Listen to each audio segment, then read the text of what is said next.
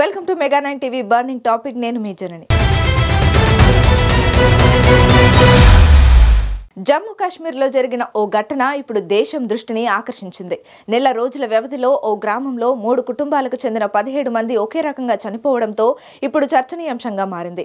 Terrorist దాడులు, ఎన్కౌంటర్లు నిత్యం అలవాటు పడిన కశ్మీర్ వాసులకు ఈ అనుమానాస్పద మరణాలు మలయాళం సస్పెన్స్ థ్రిల్లర్ సినిమాను గుర్తు చేస్తున్నాయి. ఈ వ్యవహారంపై చర్చ నడుస్తుండగానే కొన్ని షాకింగ్ విషయాలు వెలుగులోకి వచ్చాయి. అవేంటి, ఇంతకీ ఆ ఊర్లో ఏం జరిగింది?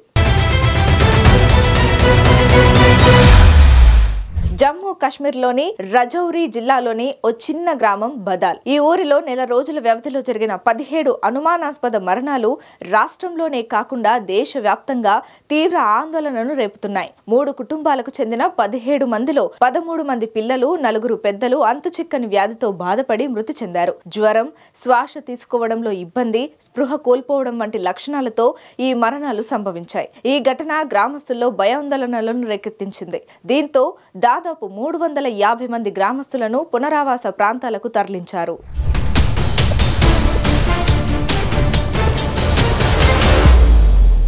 జమ్మూ కాశ్మీర్ ప్రభుత్వం ప్రకటించిన వివరాల ప్రకారం మరణించిన వారి శరీరాల్లో అలాగే అక్కడి ఆహార నమూనాల్లో విష పదార్థాల ఆనవాళ్లను గుర్తించారు.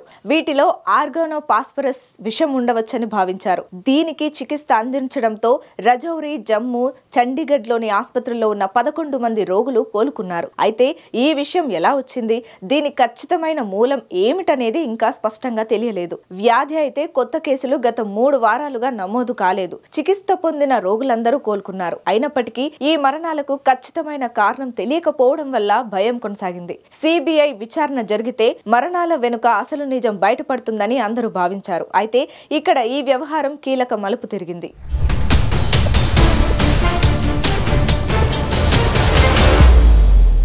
ఘటనలో మరణించిన వారి శరీరాల్లో విష పదార్థాల ఆనవాళ్లు గుర్తించబడ్డాయి. దీనిని సీరియస్ గా తీసుకున్న అధికారులు రజౌరి జిల్లాలోని ఎరువుల దుకాణాలను తనిఖీ చేసి మూసివేశారు. ఢిల్లీలోని ఎయిమ్స్ నుంచి నిపుణులతో కూడిన సభ్యుల బృందం గ్రామాన్ని సందర్శించి రోగుల క్లినికల్ హిస్టరీని సేకరించి నమూనాలను పరీక్షించింది.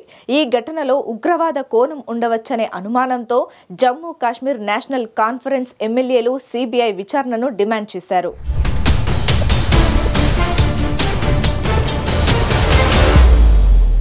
మరణాల వెనుక కారణాల గురించి ఖచ్చితమైన సమాచారం లేనప్పటికీ కొన్ని ఊహాగానాలు వినిపిస్తున్నాయి. గ్రామంలో వాడిన వ్యవసాయ పురుగుల మందుల ఆహారం లేదా నీటిలో కలిసి ఉండవచ్చని, లేదా ఉగ్రవాదులు విషాన్ని ఉపయోగించి ఉండవచ్చనే అనుమానం వ్యక్తమవుతోంది. కొందరు ప్రమాదకరమైన బ్యాక్టీరియా ఆహారంలో కలిపి ఉండవచ్చని భావిస్తున్నారు. విష పదార్థాల ఆనవాళ్లు గుర్తించినప్పటికీ దాని మూలం, ఉద్దేశం ఇంకా అర్థం కాకుండానే ఉంది. ప్రభుత్వం, వైద్య నిపుణులు ఈ ఘటనను పూర్తిగా విచారించి భవిష్యత్తులో ఇలాంటి ఘటనలు జరగకుండా చూడడం ముఖ్యం.